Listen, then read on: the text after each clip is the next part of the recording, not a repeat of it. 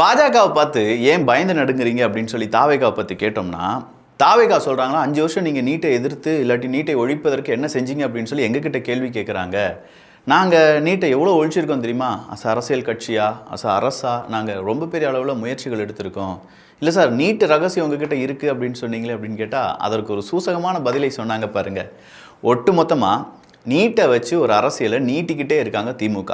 அப்படி நீட்டிக்கிட்டே இருக்கக்கூடிய இந்த நீட் அரசியலில் எப்போ எண்டு கார்டு வரப்போகுது அப்படிங்கிறத சீக்கிரமாகவே இந்த உலகம் இந்தியா பார்க்க போகிறது. ஏன்னா அதுக்கு தகுந்த மாதிரியான பல விஷயங்கள் நடந்துட்டுருக்கு. அது என்னென்ன அப்படிங்கிறதையும் பார்க்க போகிறோம். கூடவே திமுகவினுடைய முக்கியமான நபர்கள், இப்போ ஜென்சி, இளைஞர் பாசறை அப்படின்னு சொல்லக்கூடிய நபர்களை வச்சு தான் பேச வைக்கிறாங்க. முன்னாள் தலைவர்கள், ரொம்ப நிபுணத்துவம் வாய்ந்தவர்கள், ரொம்ப வரலாற்று சிறப்புமிக்க தலைவர்கள் யாருமே இப்போ பேசுறது கிடையாது. எய்தர் திமுகலேருந்து பேசுகிறவங்க 3ஆம் கட்ட பேச்சாளர்களாக இருக்கிறார்கள், அப்படின்னா புது தலைமுறையில் இருக்கக்கூடிய சில நபர்களை வச்சு பேச வைக்கிறாங்க. அது ஏன் அப்படிங்கிறதையும் இந்த சூட்சமமாக பார்த்துடலாம். இது தமிழ் பொக்கிஷம் வழங்கும் ஆழமான அரசியல் சதுரங்கம்.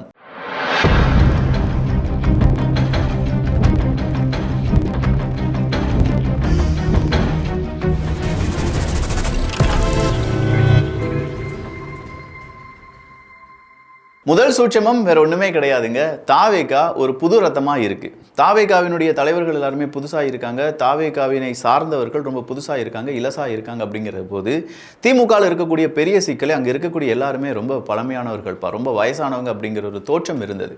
அந்த தோற்றம் இங்கே இருக்கக்கூடிய யங்கர் ஜென்ரேஷன்ட்ட ரொம்ப பெரிய ஒரு கேப்பை ஃபீல் பண்ண வச்சுச்சு. நமக்கான தலைவர்கள் அவங்க கிடையாது, அவங்களுடைய தலைமுறைக்கான தலைவர்கள்.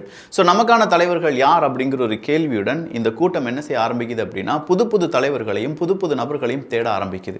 இது எப்பவுமே இருக்கக்கூடிய ஒரு விஷயம் தான். உதாரணத்துக்கு நம்ம சினிமால இருந்தே போயிடலாமே. சினிமால ஒரு ரசிகர் கூட்டம் இருக்கு. இப்போ சிவாஜி கணேசன் அப்படின்னு சொல்லும்போது நம்ம அப்பா காலத்தில் சிவாஜி, எம்ஜிஆர் அப்படின்னு சொல்லி ஒரு சண்டை இருந்திருக்கும். அதன் பிறகு ரஜினி, கமல் அப்படிங்கிற ஒரு சண்டை இருந்திருக்கும். இப்போ இருக்கக்கூடிய ஜென்ரேஷனில் விஜய், அஜித் அப்படிங்கிற ஒரு சண்டை இருந்துச்சுன்னா அடுத்ததாக இன்னொரு சண்டை. இது சண்டை அப்படின்னு சொல்ல முடியாதுங்க. ரசிக்கக்கூடிய ரசிக மனப்பான்பு அப்படிங்கிறது கொஞ்சம் கொஞ்சமாக கம்மியாயிட்டே இருக்கும். அந்த காலகட்டத்தில் அவங்களை பிடிச்சவங்க தொடர்ச்சி அவங்களே பிடிச்சே இருப்பாங்க. பட் ஒரு ஜென்ரேஷன் கேப் வரும்போது அடுத்த ஜென்ரேஷனுக்கான தலைவர்கள் தேவைப்படுவார்கள். இது சினிமாவில் மட்டும் கிடையாது, அரசியலிலும் அப்படித்தான். எப்பெல்லாம் ஒரு யங்கர் ஜென்ரேஷனில் இருக்கக்கூடிய தலைவர்கள், யங் ஜென்ரேஷனுக்காக பேசக்கூடிய தலைவர்கள் முன்னாடி வராங்களோ அந்த நேரம் எல்லாமே ஒரு அரசியல் கட்சி தன்னை நிலைநிறுத்திக் கொள்வதற்காக இந்த மாதிரி புதிய பரீட்சைகள் அப்படிங்கிறத செய்வாங்க. அதே மாதிரி ஒரு பரீட்சையாகத்தான் இப்போ திமுக சில குட்டி தலைவர்களை வைத்தும் குட்டி தளபதிகளை வைத்தும் பேச வைத்திருக்கிறார்கள். அந்த மாதிரி ஒரு விஷயம் தான் இன்னைக்கு நீட்டு ரகசியம் அப்படிங்கிறது. ஒரு பொலிட்டிக்கல் ஸ்டேட்மெண்ட் தான். அதிமுகவால் நீட்டு பேன் பண்ண முடியாது அப்படின்னு சொல்லும்போது உங்ககிட்ட ஏதாவது இருக்கா அப்படின்னு சொல்லி கேட்டாங்க. எங்ககிட்ட இருக்குப்பா, நீட்டை பேன் பண்ணுறதுக்கான ரகசியம் எங்ககிட்ட இருக்குது அப்படின்னு சொல்லி வெறுமனே பொலிட்டிக்கல் ஒரு ஸ்டேட்மெண்ட் தான் கொடுத்தோம். அதை அந்த பொலிட்டிக்கல் ஸ்டேட்மெண்ட் கொடுத்தனால நாங்கள் போய் சண்டை போட முடியுமா, கத்தி எடுத்துட்டு இது என்ன யுத்தமா அப்படின்னு சொல்லி கேட்குறாங்க.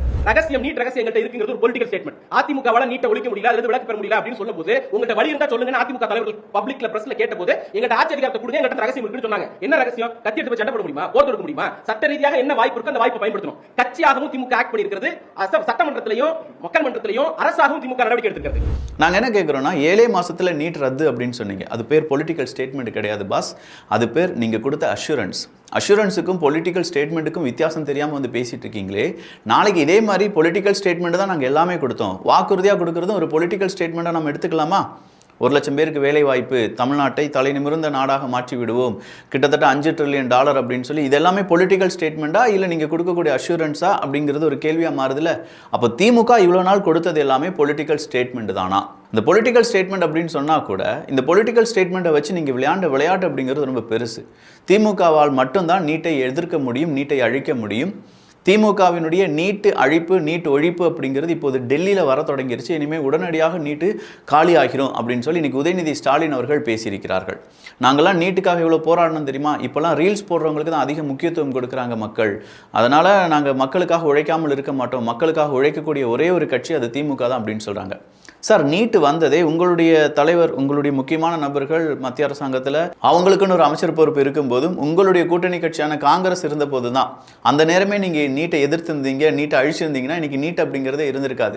அன்னைக்கு நீட்ட வேண்டிய இடத்துல கரெக்டாக நீட்டிக்கிட்டு இன்றைக்கி நீட்டை பற்றி மட்டுமே பேசி நாங்கள் நீட்டை வச்சு மட்டுமே வாழப்போகிறோம், நீட்டை வச்சு மட்டுமே அரசியல் செய்ய போகிறோம் அப்படின்னு சொல்லக்கூடிய இந்த நீட்டி முழங்கக்கூடிய அரசியலை மக்கள் எக்காரணம் கொண்டும் ஒத்துக்கொள்ள மாட்டார்கள். ஏன்னா ஆல்ரெடி 5 வருஷம் போயிருச்சு. உங்களுடைய நீட் கான்செப்ட் 7 மாசத்துல நீட் ரத்து முடிஞ்சு போச்சு. அதுலயே மக்கள் வெக்ஸ் ஆயிட்டாங்க. இதுக்கு மேலே இவங்களை நம்பி எந்த பிரயோஜனம் இல்லைன்னு அதுக்கு புதுசா விளக்கம் கொடுக்குறாங்க. This is a political statement, not assurance, we have to do something, நாங்க மட்டும்தான், எங்களால் மட்டும்தான் முடியும், அப்படி இப்படின்னு சொல்லி இதுல ஏகவசனம் வேற. சரி, இப்போ தாவேகா வந்துட்டாங்க, என்ன செய்ய போகிறாங்க அப்படின்னு கேட்டால் அவங்களும் சட்டப்படி தான் எடுக்க போகிறாங்க. நீங்கள் என்ன சொல்கிறீங்க, நாங்கள் சட்டப்படி நடவடிக்கை எடுத்தோம், சட்டமன்றத்தில் இந்த மாதிரி நிறைய தீர்ப்புகள் அப்படிங்கிறத கொண்டு வந்தோம், தீர்மானங்கள் கொண்டு வந்தோம் அப்படின்னு சொல்கிறீங்க, ஒரு தலைவருடைய ரிப்போர்ட் அப்படிங்கிறத நாங்கள் கொண்டு வந்தோம் அப்படின்னு சொல்கிறாங்க. சார், இது யார் வேணாலும் செய்யலாம், இதை தானே எல்லா அரசாங்கமும் செய்ய போகுது. அப்போ நீங்கள் நீட்டை ஒழிச்சிட்டிங்களா? அதிமுக நீட்டை ஒழிக்கலப்பா, 5 வருஷம் நீங்கள் இருந்து நீட்டை ஒழிச்சிட்டிங்களா அப்படின்னு கேட்டால் இல்லையே.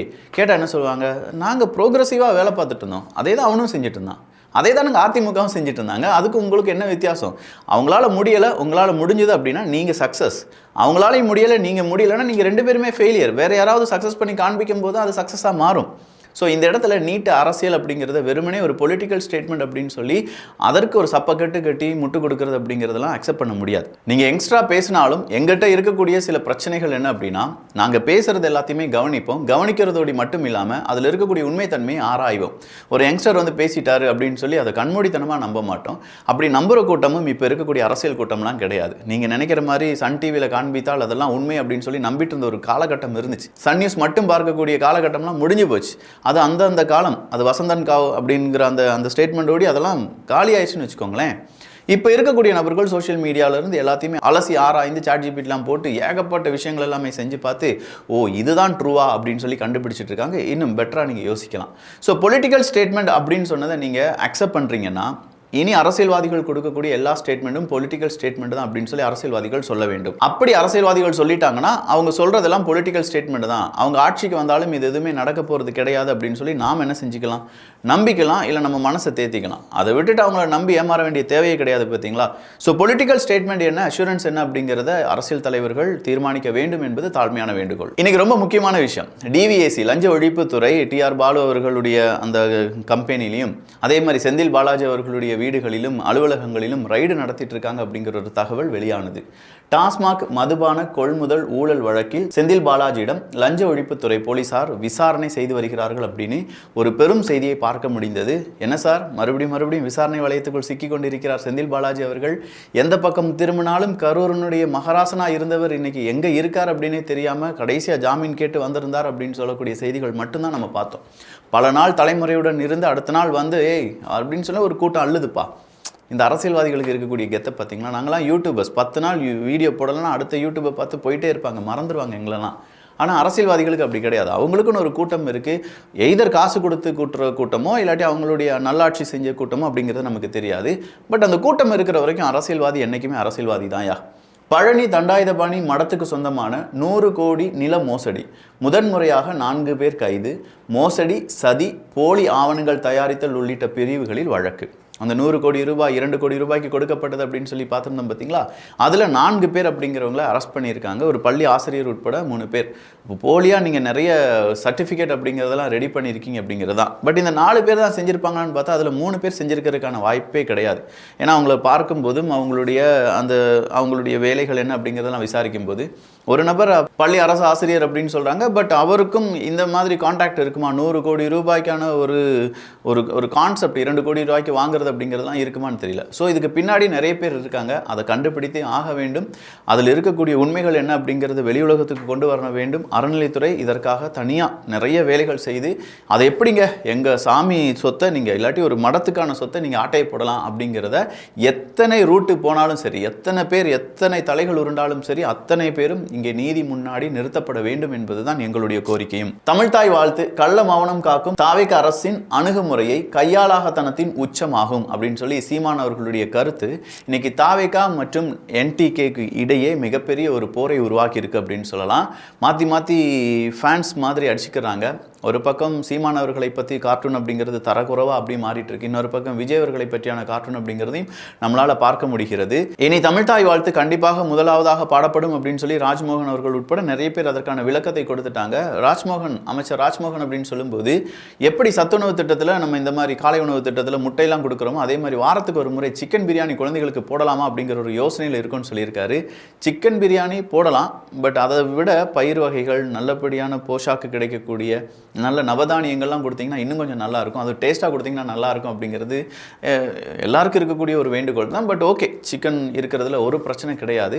குழந்தைகள் நல்லா சாப்பிடுவாங்க. சிக்கன் பிரியாணிலாம் போட்டால் அப்படின்னா எப்படி இருக்கும், பிரியாணிலாம் அப்படின்னு சொல்லி சாப்பிடுவாங்க.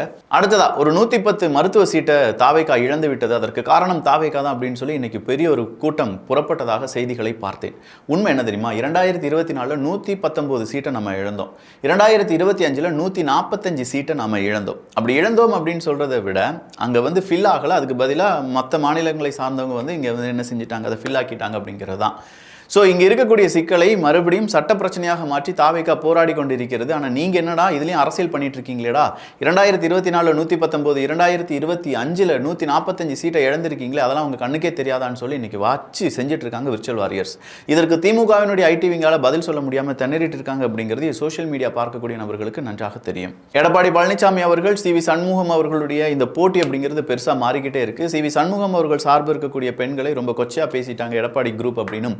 உங்களுக்கு அக்கா தங்கச்சியே இல்லையா, பெண்களுக்கு இங்கே பாதுகாப்பே இல்லை, எங்கே போனாலும் பெண்களை வந்து இப்படி ஏசுறாங்க திட்டுறாங்க அப்படின்னு சொல்லி சி.வி. சண்முகம் அவர்கள் குறிப்பிட்டிருப்பது அதிமுகவில் பிளவு இன்னும் அதிகமாகிறது அப்படிங்கிறத நம்மளால் பார்க்க முடிகிறது. அது மட்டும்தானா, ஆர்பி உதயகுமார்லாம் இன்னைக்கு என்ன கதறினாரு, எங்கே பார்த்தாலும் விசில் சத்தமாக இருக்கியா, இன்னுமாயா கதறலை நிப்பாட்டுங்கயா. சீரியஸாக சொல்கிறேன், கதறலெல்லாம் நிப்பாட்டிட்டு மக்களுக்கு என்ன வேணும், அடுத்ததான் நம்ம என்ன செய்யணும், நம்ம கட்சியை எப்படி வளர்க்க வேண்டும், நம்ம கட்சி எந்த இடத்துல வீழ்ந்தது, அதற்கான காரணம் என்ன, இதை கண்டுபிடிச்சு நீங்கள் சரி பண்ணிட்டாலே மக்கள் முன்னாடி போயிடலாம். அதை விட்டுட்டு விசில் சத்தம் தான் அதிகமாக இருக்குது, மக்கள் எல்லாரும் அவங்க பின்னாடி போயிட்டாங்க, நாங்கள் ஏமாந்துட்டோம். ஏன் இந்த கொலவெறி? நல்லதை பகிர்ந்து ஷேர் பண்ணுறீங்க, நல்லதை பகிர்றோம், நல்ல ஒரு சமுதாயத்தை நம்ம உருவாக்குறோம். நல்லதை பகிர்ந்து நல்ல சமுதாயத்தை உருவாக்குவோம். நன்றி, வணக்கம்.